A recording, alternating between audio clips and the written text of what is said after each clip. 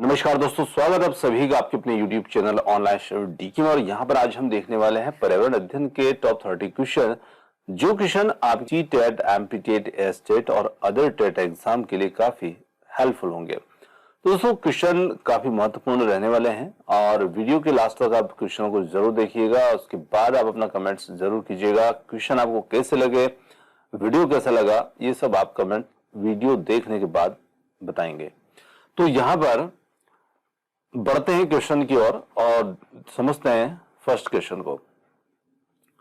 First question आता है, पृथ्वी पर जीवन की उत्पत्ति के बारे में किस सिद्धांत को सबसे अधिक स्वीकार किया गया है?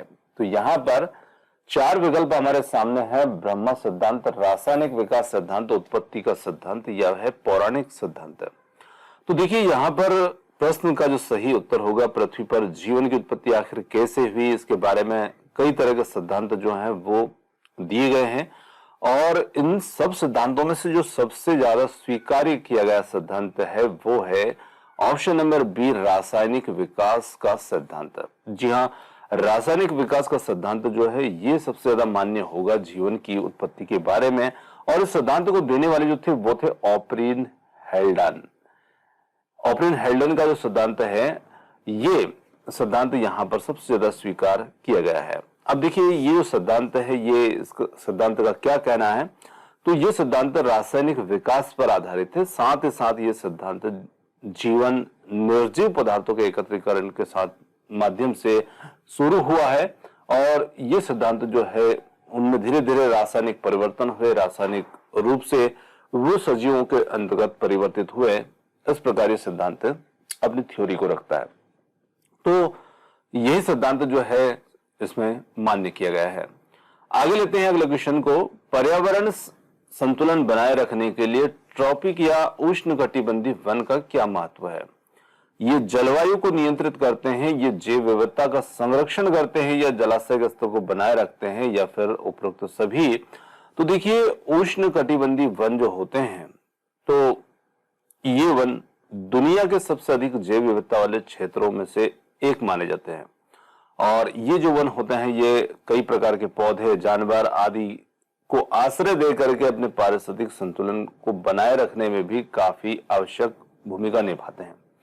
इसी के साथ में हम बात करें तो यहाँ पर हमारा जो उत्तर होगा, अब देखिए जब हमारा पारिस्थितिक संतुलन जो है, जैव विविधता भी इनमें देखने को मिलती है, तो यहाँ पर हमारा जो उत्तर हो जाता है वो हो जाता है उपरोक्त सभी, यानी कि इनका जो महत्व होगा वो कई तरीके से हमारे लिए लाभदायक होता है। तो ऑप्शन डी यहां पर हमारा उत्तर होगा। अगला क्वेश्चन है, भारत में नैतिक शिक्षा को पर्यावरण संरक्षण में कैसे लागू किया जा सकता है? अधिक वनस्पतियां लगाकर, प्रदूषण को रोककर, पर्यावरण के प्रति जागरूकता फैलाकर, या फिर सभी? तो यहां पर हम कह सकते हैं कि हमारे जो पर्यावरण के प्रति जागरूकता फैला करके नैतिक शिक्षा को पर्यावरण संरक्षण में लागू किया जा सकता है। तो यहां पर ऑप्शन नंबर जो सी होगा, ये हमारा इसमें उत्तर होगा। अब देखिए नैतिक शिक्षा के में अंदर हम पर्यावरण के प्रति हमारा सम्मान, जिम्मेदारी, सहानुभूति आदि मूल्यों को जब हम शामिल करते हैं तो ये मूल्य जो है ये हमारे पर्यावरण की रक्षा के लिए लोगों को जागरूक करना। भारत में वन्य जीव संरक्षण के लिए पहला राष्ट्रीय पार्क कौन सा था? तो यहां पर राष्ट्रीय पार्क है काजीरंगा राष्ट्रीय उद्यान, सुंदरवन, जिम कॉर्बेट राष्ट्रीय उद्यान, रणथंभौर राष्ट्रीय उद्यान। तो सही उत्तर यहां पर रहेगा option number C, Jim Corbett राष्ट्रीय पार्क जो है ये भारत में वन्य जीव संरक्षण के लिए पहला राष्ट्रीय पार्क था। तो ऑप्शन सी यहां पर उत्तर होगा। आगे लेते हैं, पर्यावरणीय न्याय का मुख्य उद्देश्य क्या है? प्राकृतिक संसाधनों का समान वितरण, प्रदूषण का प्रबंधन, सभी के लिए स्वच्छ जल की आपूर्ति, या फिर डी है उपरोक्त सभी? तो देखिए पर्यावरणीय न्याय की यहाँ पर बात की जा रही है और इसमें प्राकृतिक संसाधनों का समान वितरण भी शामिल होगा, जो हमारा प्रदूषण है उसका प्रबंधन भी शामिल होगा, और सभी के लिए स्वच्छ जल की आपूर्ति भी। तो यहाँ पर उत्तर डी जो होगा वो बन जाएगा प्रश्न के लिए हमारा उत्तर। आगे आते हैं, सतत विकास की परिभाषा में पर्यावरणीय कारक में कौन सी बात नहीं आती है? अब देखिए जो बात सतत विकास की परिभाषा में पर्यावरणीय कारक में कौन सी बात नहीं आती है, यह हमें देखना है। तो सतत विकास में हम भविष्य की पीढ़ियों के लिए संसाधनों का संरक्षण की बात करते हैं, तो ये भी सही है। वर्तमान पीढ़ियों की जरूरतों को पूरा करना, ये भी हम बात करते हैं। आर्थिक लाभ के लिए प्राप्त करने के लिए वन संपदा का अंधाधुंध दोहन, हम इसकी बात नहीं करते हैं, ये यहां पर इसमें शामिल नहीं होगा। साथ ही साथ सामाजिक समृद्धि बढ़ाना, ये भी इसमें शामिल होगा। देखिए, जो नहीं होगा वो होगा ऑप्शन नंबर सी, यहां पर हमारा उत्तर। आगे लेते हैं क्वेश्चन को, जैव विविधता की अवधारणा में कौन सा कारक शामिल नहीं है। तो जैव विविधता की अवधारणा में जो कारक यहां पर शामिल नहीं होगा, प्रजातीय विविधता, पारिस्थितिकी विविधता, या फिर वनस्पति विविधता, या फिर डी है भूमि का उपयोग। तो यहां पर हम कह सकते हैं कि जैव विविधता की अवधारणा में जो कारक शामिल नहीं होगा वो होगा भूमि का उपयोग। बाकी प्रजातीय, पारिस्थितिकी और वनस्पति विविधता जैव विविधता के अंतर्गत ही आती है। आगे लेते हैं प्रश्न को, जलवायु परिवर्तन के वैश्विक प्रभावों को नियंत्रित करने के लिए भारत ने किस प्रकार के उपाय यहां पर किए हैं। तो हरित ऊर्जा कार्यक्रमों को बढ़ावा देना और कार्बन उत्सर्जन में कमी, जलवायु अनुकूल योजनाओं को लागू करना, या फिर डी है उपरोक्त सभी। तो यहां पर बात की जाए जलवायु परिवर्तन के वैश्विक प्रभाव को नियंत्रित करने के लिए भारत ने जो उपाय किए हैं उसमें हरित कार्यक्रमों को भी बढ़ावा भी दिया है, कार्बन के उत्सर्जन में भी कमी की है और जलवायु अनुकूल योजनाओं को लागू भी किया है। तो यहां पर ऑप्शन जो डी होगा वो होगा उत्तर, उपरोक्त सभी हमारा इसमें उत्तर होगा। चलिए आगे बढ़ते हैं, जलवायु परिवर्तन के कारण संवेदनशीलता का निर्धारण किन कारकों से किया जाता है। तो जलवायु परिवर्तन के कारण संवेदनशीलता का निर्धारण जो है वो कौन से कारक इसमें शामिल होते हैं। तो यहां पर बात की जाए सामाजिक आर्थिक स्थिति, प्राकृतिक संसाधनों की उपलब्धता, जलवायु प्रभाव का जोखिम, या फिर उपरोक्त सभी। तो यहां पर हम कह सकते हैं कि जलवायु परिवर्तन के कारण जो संवेदनशीलता होती है उसका निर्धारण सामाजिक आर्थिक स्थिति और साथ ही साथ हमारे प्राकृतिक संसाधन की उपलब्धता, जलवायु प्रभावों का जोखिम, उपरोक्त सभी को इसमें शामिल किया जाता है। तो यहां पर उत्तर होगा ऑप्शन नंबर डी, उत्तर। आगे लेते हैं, जलवायु परिवर्तन से संबंधित आईपीसीसी का पूरा नाम क्या है। तो यहां पर जलवायु परिवर्तन से संबंधित संस्था है जिसका नाम यहां पर है आईपीसीसी। अब इसका जो फुल फॉर्म है वो हमसे यहां पर पूछा गया है। तो चार ऑप्शन इस प्रकार से हैं, इंटरनेशनल पॉल्यूशन कंट्रोल कमीशन, या intergovernmental panel of climate change, internal programme council, या फिर है इंटरनेशनल पॉलिसी काउंसिल।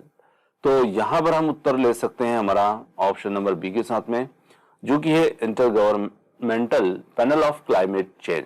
और इसकी यदि बात की जाए तो इसका जो नाम दे रखा है यहां पर, यही इसका अंग्रेजी नाम भी है, जिसे संक्षिप्त में हम कहते हैं आईपीसीसी। चलिए आगे लेते हैं अगले प्रश्न को, सतत विकास लक्ष्यों को किसने निर्धारित किया। तो यहां पर है यूएनडीपी, संयुक्त राष्ट्र महासभा, विश्व बैंक, इंटरनेशनल एग्रीकल्चर ऑर्गेनाइजेशन। तो यहां पर बात की जाए सतत विकास के लक्ष्यों को निर्धारित करने की, तो ये जो लक्ष्य हैं ये निर्धारित किए गए हैं संयुक्त राष्ट्र महासभा। ऑप्शन नंबर बी यहां पर हमारा इसमें उत्तर होगा।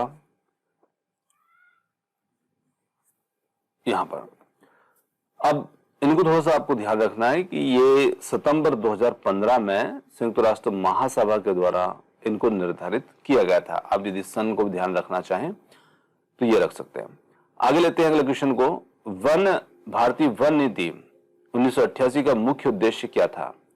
वन भूमि का निजीकरण है, वन संसाधनों का संरक्षण और संवर्धन है, वन उत्पादों का निर्यात है, प्रदूषण में वृद्धि है। तो यहां पर बात की जाए वन संसाधनों का संरक्षण और संवर्धन जो होगा वो इसमें शामिल है भारतीय वन नीति 1988 के अंतर्गत।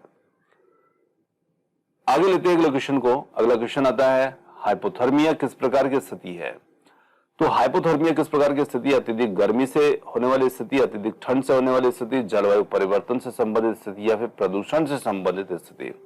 तो देखिए हाइपोथर्मिया जो स्थिति होती है ये अत्यधिक ठंड से उत्पन्न होने वाली स्थिति होती है और इस स्थिति का जो कारण होता है वो क्या माना जाता है कि अत्यधिक ठंड का संपर्क, लंबे समय तक ठंड में रहने आदि के कारण ये स्थिति जो होती है ये हो जाती है। चलिए, ऑप्शन बी यहां पर उत्तर होगा। आगे लेते हैं क्वेश्चन को। पेरिस समझौते के तहत भारत ने 2030 तक क्या लक्ष्य निर्धारित किए हैं?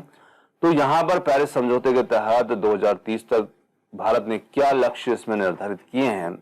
तो यहां पर बात की जाए 50% कार्बन उत्सर्जन में कमी, 30 से 35% तक उत्सर्जन में कमी, 25 से 30% तक उत्सर्जन में कमी या 20% जलवायु परिवर्तन को कम करना।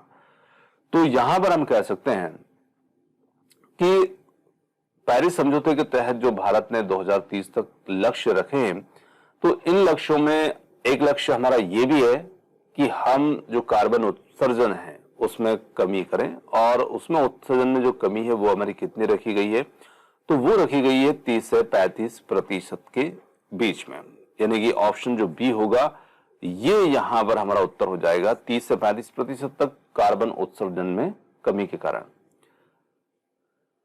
चलिए, अगला प्रश्न लेते हैं। अंतर्राष्ट्रीय वन दिवस कब मनाया जाता है? तो ये 21 मार्च, 22 मार्च, 5 जून या 23 मई को। तो यहां पर बात की जाए, अंतर्राष्ट्रीय वन दिवस जो है यह मनाया जाता है 21 मार्च को मनाया जाता है। तो ऑप्शन जो बी होगा, ऑप्शन नंबर ए होगा, यह हमारा इसमें उत्तर होगा 21 मार्च। चलिए, जलवायु परिवर्तन के प्रभाव से मुकाबला करने के लिए संवेदनशीलता का सबसे बड़ा कारण कौन सा है? प्राकृतिक संसाधनों का अत्यधिक उपयोग, प्रदूषण में वृद्धि, सामाजिक और आर्थिक स्थिति या उच्च तापमान। तो यहां पर हम कह सकते हैं कि जलवायु परिवर्तन पर के प्रभाव से मुकाबला करने के लिए जो संवेदनशीलता का सबसे बड़ा कारण यहां पर रहने वाला है वो इसमें रहेगा सामाजिक और आर्थिक स्थिति। ऑप्शन नंबर सी यहां पर हमारा उत्तर होगा। अगला प्रश्न है, भारत में राष्ट्रीय जैव विविधता प्राधिकरण एनबीए जिसे कहा जाता है का मुख्य कार्य क्या है? तो यहां पर एनबीए के मुख्य कार्य की बात हो रही है। 4 विकल्प हमारे इस प्रकार से हैं। जैव विविधता का संरक्षण करना, जलवायु परिवर्तन पर नीति निर्माण, प्रदूषण की निगरानी, वन्य जीवों का शिकार रोकना। तो देखिए, भारत में जो राष्ट्रीय जैव विविधता प्राधिकरण है जिसे हम संक्षिप्त में एनबीए कहते हैं, इसका मुख्य कार्य जो होता है वो हमारे संसाधनों का संरक्षण करना, उनका सतत उपयोग और लाभ के निष्पक्ष बंटवारे आदि को सुनिश्चित करना होता है। और इसके लिए हमारा यहाँ पर उत्तर जो बनेगा प्रश्न के लिए, जैव विविधता का संरक्षण। तो ऑप्शन ए यहाँ पर हमारा उत्तर होगा। अब देखिए, इसको एनबीए का फुल फॉर्म जो है वो भी आपको थोड़ा सा ध्यान रखना है। इसका फुल फॉर्म जो होता है वो होता है, बात की है एनबीए के फुल फॉर्म की तो ये होगा यहाँ पर नेशनल बायोडायवर्सिटी अथॉरिटी, इसे संक्षिप्त में हम कहते हैं एनबीए। तो उत्तर हो जाता है ऑप्शन ए के साथ में, जैव विविधता का संरक्षण। इकोलॉजिकल फुटप्रिंट का क्या मतलब है? एक देश का औद्योगिक विकास है, किसी व्यक्ति या समुदाय के द्वारा उपभोग किए गए प्राकृतिक संसाधनों की माप है, प्रदूषण का स्तर है या फिर किसी राष्ट्र का आर्थिक विकास है। तो इकोलॉजिकल फुटप्रिंट जो होता है इसका मतलब क्या होता है? तो देखिए, ये एक प्रकार से क्या होता है कि जिसे हम पारिस्थितिकी पद चिन्ह के नाम से भी जानते हैं, जिसे हम इकोलॉजिकल फुटप्रिंट कहते हैं। और ये एक ऐसा माप है जो बताता है कि किसी व्यक्ति, जनसंख्या या देश के द्वारा कितना प्राकृतिक संसाधन, जैसे कि हमारे वन हो सकते हैं, कृषि भूमि, समुद्री क्षेत्र, कोई सा भी क्षेत्र हो सकता है, आदि का उपयोग किया जा रहा है और कितना अपशिष्ट उत्पन्न किया जा रहा है। इन चीजों की माप जो है वो हमारे लिए कहलाता है इकोलॉजिकल फुटप्रिंट। तो यहां पर किसी भी व्यक्ति या समुदाय के द्वारा उपभोग किए गए प्राकृतिक संसाधनों की माप, ऑप्शन बी होगा यहां पर उत्तर। मेक इन इंडिया पहल से किस क्षेत्र में अधिक लाभ हुआ है? कृषि क्षेत्र, औद्योगिक क्षेत्र, जलवायु परिवर्तन या फिर शिक्षा, स्वास्थ्य। तो यहां पर बात की जाती है मेक इन इंडिया पहल की, और इसके कारण जो हमारा औद्योगिक क्षेत्र है इसमें सबसे अधिक लाभ यहां पर हुआ है। आगे देखिए, जलवायु परिवर्तन से बचने के लिए विश्व भर में किस गैस के उत्सर्जन को नियंत्रित करने की आवश्यकता है? बहुत बार प्रश्न को हम देख चुके हैं। सबसे ज्यादा जो जलवायु परिवर्तन हमें देखने को मिलता है वो देखने को मिलता है कार्बन डाइऑक्साइड से, और इसी को नियंत्रित करने की हमें आवश्यकता होगी। तो ऑप्शन ए हो जाएगा उत्तर। प्रश्न अगला है, ग्लोबल वार्मिंग के कारण पृथ्वी की सतह का तापमान बढ़ने से सबसे ज्यादा प्रभावित कौन सी प्रजाति हो सकती है? अब देखिए, वैसे तो हम सभी प्रभावित होंगे, परंतु सबसे ज्यादा प्रभावित जो प्रजाति यहां पर हो सकती है वो होगी मछलियां और समुद्री जीवन। ऑप्शन नंबर बी यहां पर हमारा उत्तर। संवेदनशील पारिस्थितिकी क्षेत्र किसे कहते हैं? वो क्षेत्र जो अत्यधिक प्रदूषित माना जाता है, वो क्षेत्र जो अत्यधिक जैव विविधता से समृद्ध है, या वह क्षेत्र जो जलवायु परिवर्तन से सबसे अधिक प्रभावित है, या डी है वह क्षेत्र जो मानव गतिविधियों से परे है। तो देखिए, यहां पर संवेदनशील पारिस्थितिकी क्षेत्र की बात हो रही है, तो हम उस क्षेत्र को कह सकते हैं यहां पर जो सब क्षेत्र अत्यधिक जैव विविधता से समृद्ध है। अब देखिए, यहां पर जो हमारा उत्तर होगा जैव विविधता से समृद्ध भी होगा, साथ ही साथ ये जो क्षेत्र होता है ये मानवीय गतिविधियों से आसानी से प्रभावित हो सकता है। ये ऐसा क्षेत्र संवेदनशील पारिस्थितिकी क्षेत्र कहलाता है। तो ऑप्शन जो बी होगा वो हमारा उत्तर होगा। क्लाइमेट चेंज के प्रभावों को कम करने के लिए किस प्रकार की नीतियां जरूरी है? इसमें अनुकूलन नीतियां हैं, समन नीतियां हैं, दोनों है, या फिर एक भी नहीं है? तो यहां पर हम कह सकते हैं कि क्लाइमेट चेंज के जो प्रभाव है इनको कम करने के लिए दोनों ही प्रकार की नीतियां जो है वो जरूरी है। तो ऑप्शन सी यहां पर हमारा उत्तर होगा। अगला क्वेश्चन लेते हैं, सतत विकास के लिए एजेंडा 21 का लक्ष्य क्या है?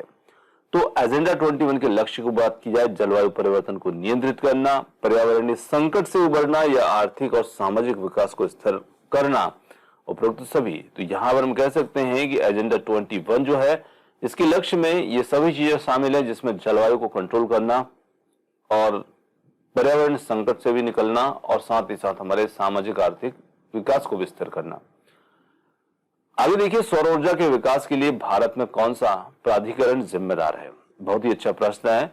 सौर ऊर्जा के विकास के लिए भारत के अंतर्गत जो प्राधिकरण यहां पर जिम्मेदार होगा, भारतीय ऊर्जा प्राधिकरण, सौर ऊर्जा निगम लिमिटेड, ऊर्जा मंत्रालय, केंद्रीय विद्युत आयोग। तो यहां पर सौर ऊर्जा निगम लिमिटेड, जिसे हम SECI के नाम से जानते हैं, solar energy corporation of India इसको कहा जाता है, तो ये यहां पर जिम्मेदार होगा। आगे देखिए, जलवायु परिवर्तन के संदर्भ में अधिकारियों का सम्मेलन, जिसे कॉप कहा जाता है, ये किसे संदर्भित करता है? सम्मेलन of parties, committee of parties, change of process, connecting all parties. तो यहां पर सम्मेलन ऑफ पार्टीज के रूप में यहां पर ये संदर्भित इसको करेगा। कोप यहां पर जो होगा कॉन्फ्रेंस ऑफ पार्टीज, जिसको हम फुल फॉर्म रूप में इस प्रकार से कह सकते हैं, और ये अधिकारियों या अध्यक्षों का सम्मेलन के नाम से कहा जाता है। तो ऑप्शन ए यहां पर हमारा उत्तर होगा। अगला क्वेश्चन आता है, वर्ल्ड वेटलैंड्स डे कब मनाया जाता है? 2 फरवरी, 5 जून, 22 मार्च, 15 अगस्त। तो यहां पर विश्व आर्द्र भूमि दिवस जो होता है ये हर साल 2 फरवरी को मनाया जाता है। तो यहां पर ऑप्शन जो ए होगा वो हमारा इसमें उत्तर होगा। जलवायु परिवर्तन के कारण जलवायु अनुकूल की आवश्यकता क्यों है? तो देखिए, जलवायु परिवर्तन के कारण जलवायु अनुकूलन की आवश्यकता हमें क्यों है? क्योंकि यह हमारे प्रभाव को कम करने के लिए आवश्यक है। इसका उद्देश्य प्राकृतिक संसाधनों का संरक्षण है। यह एक वैश्विक आवश्यकता है, या उपरोक्त सभी? तो यहां पर हम कह सकते हैं कि उपरोक्त सभी इसके लिए शामिल होंगे इसकी आवश्यकताओं के अंतर्गत। तो यहां पर ऑप्शन डी हमारा उत्तर होगा। अंतर्राष्ट्रीय ऊर्जा एजेंसी IEA किसका उद्देश्य पूरा करती है? वैश्विक ऊर्जा संकट को हल करना, पर्यावरणीय प्रदूषण को नियंत्रित करना, सौर ऊर्जा का प्रयोग बढ़ाना, और डी है ऊर्जा सुरक्षा को सुनिश्चित करना। तो यहां पर उत्तर हो जाता है ऊर्जा सुरक्षा को सुनिश्चित करना, और ऑप्शन डी यहां पर हमारा उत्तर होगा। देखिए, IEA जो होगा ये होगा इंटरनेशनल एनर्जी एजेंसी, जिसे अंतर्राष्ट्रीय ऊर्जा एजेंसी के नाम से जाना जाता है। तो ऑप्शन डी यहां पर हमारा उत्तर होगा। अगला प्रश्न लेते हैं, इकोलॉजिकल फुटप्रिंट का सबसे बड़ा कारण क्या है? जलवायु परिवर्तन, जैव विविधता का नुकसान, प्राकृतिक संसाधनों का अत्यधिक उपयोग या फिर प्रदूषण का बढ़ना। तो यहां पर हम कह सकते हैं प्राकृतिक संसाधनों का अत्यधिक उपयोग जो होगा ये इकोलॉजिकल फुटप्रिंट का सबसे बड़ा कारण रहेगा। तो ऑप्शन सी यहां पर हमारा उत्तर होगा। दोस्तों ये थे आज के हमारे पर्यावरण अध्ययन से संबंधित 30 अति महत्वपूर्ण प्रश्न। और प्रश्न आपको कैसे लगे कमेंट्स करके जरूर बताइएगा। वीडियो पसंद आया तो वीडियो को लाइक शेयर, चैनल को सब्सक्राइब करना मत भूलिएगा। आपने जो समय दिया उसके लिए बहुत बहुत धन्यवाद। Thanks for watching. मिलते हैं जल्दी ही एक और नए किसी वीडियो के साथ। धन्यवाद।